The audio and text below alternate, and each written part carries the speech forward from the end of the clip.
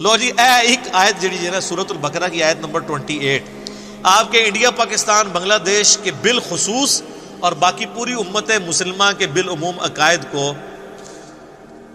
Pacific ocean میں پھینک دیتی ہے۔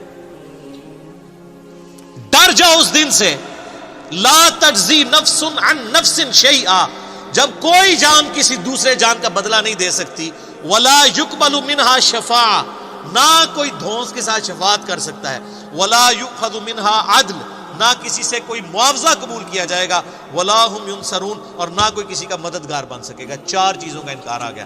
اونٹ پیر توڑے کتنے گئے؟ تو بےچارے آپ کو ٹھیک ہی تو کہتے ہیں، آپ کیوں نہیں مانتے کہ قرآن حدیث ڈائریکٹ نہیں پڑھنا گمراہ ہو جاؤ؟ بالکل ٹھیک کہہ رہے ہوتے ہیں۔ ان کی ڈاکٹرن میں آپ گمراہ ہو جائیں گے اور قرآن کی ڈاکٹرن میں ہدایت پہ آ جائیں گے۔ یہ بھی سورۃ الاعراف میں آیت آئے گی کہ جس کا گیئر الٹا لگ جائے اللہ تعالیٰ فرماتا ہے اس کو ہدایت کا راستہ گمراہی نظر آتی ہے، گمراہی کا راستہ ہدایت نظر آتی ہے۔ اور اللہ سے ڈر جائیں اس معاملے میں کہ کسی شخص کو گمراہی ہدایت نظر آنا شروع ہو جائے اور ہدایت گمراہی۔ اور اسی چیز کو قرآن حکیم میں کئی جگہ کہا گیا ہے، شیطان نے ان کے برے اعمال ان کی نظروں میں سنوار دیے۔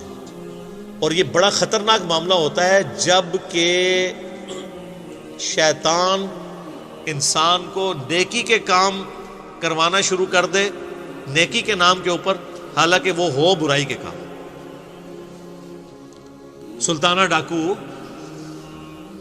بڑے اسمگلر، بڑے بڑے پراپرٹی ڈیلرز لوگوں کی زمینیں ہتھیا کے 1 لاکھ بندے کا دسترخوان چلا رہے، تو شیطان نے ان کے برے اعمال ان کی نظر میں سنوار دی۔ ان کو یہ حرام کا پیسہ کمانا نظر نہیں آ رہا، ان کو نظر آ رہا ہے کہ یار ہم اتنے غریبوں کو کھانا کھلا رہے ہیں۔ اچھا، یہ دنیا میں اس کی تعریف ہوگی، اللہ کے ہاں زیرو سے ملٹیپلائی۔ اللہ کو دھونس نہیں ہے نا، یہ روب تو آپ پہ چل سکتا ہے نا۔ اللہ کے لیے کوئی روب ہے کسی بندے نے 1 لاکھ کو کھلایا؟ سر، جو روزانہ لاکھوں ویل مچھلیوں کو کھانا کھلا رہا ہے پیسیفک کے اندر اور اٹلانٹک کے اندر، جو ایک چھوٹے ویل مچھلی کی جو ایک وقت کی خوراک 500 کلو گوشت ہے، آدھا ٹن ایک وقت کا چھوٹی ویل کھاتی ہے، جو ملینز آف ٹن گوشت لاکھوں ویلوں کو روزانہ کھلاتا ہے، اس کے سامنے 1 لاکھ کا دسترخوان تو ایک ویل مچھلی سے پورا ہو جاتا ہے۔ اس کو کوئی یہ کہے گا کہ نہیں میں 1 لاکھ بندے کو کھانا کھواتا تھا، اور کہاں سے کھلاتا تھا؟ اس کے دیے ہوئے میں سے، جو اللہ نے اس کو دینا تھا لیکن اس نے حرام کے طریقے سے لوٹا۔ مرنے سے پہلے اے مسلمان کر لے اس پہ غور، کتابوں کا خدا اور ہے، بابوں کا خدا اور۔ سر، قرآن کی ہر آیت کے بعد جیسے ایک گول دائرہ ڈلا ہوا ہے نا، ایک چھوٹا سا سٹیرک لگا کے نا سائڈ پہ یہ شعر لکھ دیا جائے اردو کے اندر، کم از کم پنچ کرے آپ کے دماغ کو۔ اور میں کہتا ہوں کہ سوائے سعودیہ کے اور عرب ملکوں کے کسی ملک میں قرآن بغیر ترجمے کے چھاپنا حرام ہونا چاہیے۔ یہ گورنمنٹ کا کام ہے۔ آپ کیوں لوگوں کو طوطا بنانا چاہتے ہیں؟ اگر ہمارے آئین میں یہ شک داخل ہو جاتی، میں نے کئی دفعہ ہائی لائٹ کی ہے 73 کے، کہ پاکستان میں صرف عربی میں قرآن نہیں چھاپ سکتا۔ صرف عربی میں قرآن چھاپنے کا مطلب کیا ہے؟ آپ لوگوں کو یہ بتا رہے ہیں کہ صرف عربی پڑھنی ہے، یہی بتانا چاہ رہے ہیں۔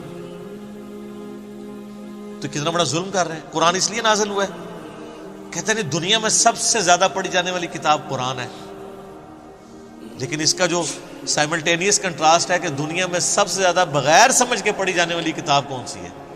قرآن۔ یہ اتنا بڑا تماچا ہے اس امت کے منہ کے اوپر۔ تو قرآن انڈیا، پاکستان، بنگلہ دیش کے اندر، رشیا کے اندر، ایران کے اندر بغیر ان کی نیٹو لینگویج کے ترجمے کے چھپنا ہی نہیں چاہیے، بلکہ گورنمنٹ کا کام ہے کہ صرف عربی میں جو قرآن چھپے ہوئے ہیں یہ ریٹریو کریں مسجدوں سے، اور اس کی بجائے وہ رکھیں۔ کتنا خرچہ ہو جاتا ہے۔ سعودیہ والے دیکھیں نا، جو بندہ حج عمرے پہ جاتا ہے، حج والوں کو تو وہ ایٹ لیسٹ قرآن پاک ان کی زبان میں دیتے ہیں۔ چائنیز آئے ہوئے ہیں تو چائنیز کو چائنیز لینگویج میں دیں گے، ملائی لینگویج میں دیں گے ملیشینز کو، پاکستانیوں کو اردو ترجمے والا دیتے ہیں۔ ہماری گورنمنٹ نہیں کر سکتی، کوئی خرچہ نہیں ہے۔ ایک مسجد میں کتنے قرآن زیادہ رکھے ہوتے ہیں؟ 15-20، اس سے زیادہ نہیں ہوتے. 15-20 قرآن تو ایک محلے میں لوگ خود خرید کے وہاں پہ رکھ سکتے ہیں ترجمے والے. صرف گورنمنٹ اس کے اوپر چلان کرنا شروع کر دے کہ بغیر ترجمے والا قرآن جس کی مسجد سے ملا اور مولوی وہ اندر کریں گے. اچھا سر، یہ اناؤنسمنٹ ہونا تو آپ دیکھیے گا سب سے زیادہ مخالفت کون کریں گے؟ کیوں؟ علماء تو ٹھیکیدار ہیں، علماء کو تو خوش ہونا چاہیے کہ لوگ، وہ تو کہتے ہیں ہم اسلام کی خدمت کے لیے بیٹھے ہیں، یہ اسلام کی خدمت ہی ہے ترجمے والا قرآن ہو. ان کو پیڑ کیوں ہوگی، تکلیف کیوں ہوگی؟ اڈا بند ہو جائے گا اور ان کو یہ پتہ چل جائے گا بھی قرآن میں یہ کچھ انہوں نے پڑھ لیا کہ یہ مولوی رام خوری کرتے رہے ہو، کہیں گے دیکھو ساڑھے مولوی صاحب تسی بھی تو وہی کر رہے ہو نا، سانو تو تسی ممبر تے چڑھ کے کہندے ہو اور خود آپ اپنی جان کو بلائے بیٹھے ہوئے ہیں اور یہ پرانے کام آپ نے بھی شروع کیے ہوئے ہیں.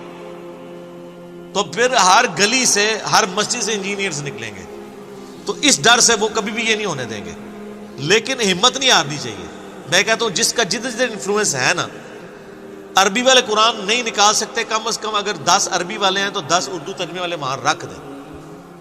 کل کو کوئی، اور اردو اور ترجمے والے قرآن کے ساتھ سب سے بڑا مسئلہ یہ ہے کہ یہ غلاف میں لپیٹے ہوئے ہوتے ہیں. وہ ویسے ہی نہیں کوئی کھولتا، کون اینج کر کے کھولے پھر اینج کر کے بند کرے. غلافوں کے، غلاف تو دشمن ہے قرآن کے، غلاف نہیں ہونے چاہیے. ہاں سامنے شیشہ لگا ہو، اچھی الماریاں بنی ہوئی ہوں، ڈسٹ پروف ہوں. قرآن کے اوپر غلاف کا کیا تک لگتا ہے؟ آپ خود مجھے بتائیں نا، 2 قرآن پڑھے ہو، ایک غلاف میں اور بغیر غلاف کے، آپ غلاف والے کو ہاتھ لگائیں گے؟ اتنا ٹائم کس کے پاس ہے یار؟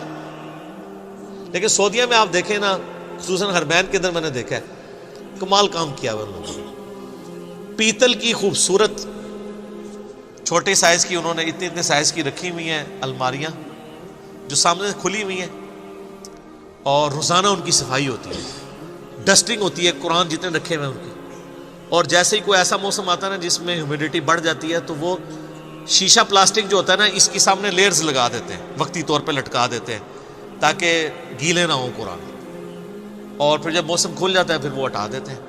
مساجد کے اندر بھی، شوکیس کے اندر، میں نے نہیں، وہاں کو غلاف کے اندر میں نے قرآن نہیں دیکھا سعودیہ پورے میں کہ غلاف کے اندر قرآن پڑھا ہوا.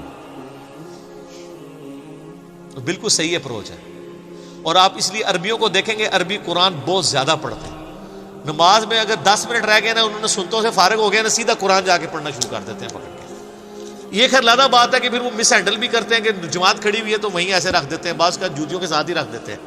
یہ اس مس ہینڈلنگ لادہ بات ہے. لیکن قرآن یہ چاند ایک، جس نے جاہل گوار یہاں موجود ہے وہاں بھی موجود ہے، لیکن اوورال قرآن کے ساتھ جو ان کا شغف ہے نا، ظاہر ہے ان کی اپنی زبان کے اندر ہے، وہ نظر آتا ہے. باقی پریکٹیکلی اگر آپ کے کہ ان کی زندگی میں کوئی فرق پڑا ہوا ہے تو وہ تو اسی وقت پڑے گا نا جب قرآن جو ہے وہ کبھی فزکس کی کتاب چومنے سے یا صرف تلاوت کرنے سے فزکس نہیں آپ کو آئے گی جب تک آپ اس کو سمجھیں گے نہیں. تو سر فزکس سمجھے بغیر نہیں آ سکتے، قرآن سمجھے بغیر کیسے آ سکتا ہے جب تک آپ اس کے اوپر تفکر نہیں کریں گے.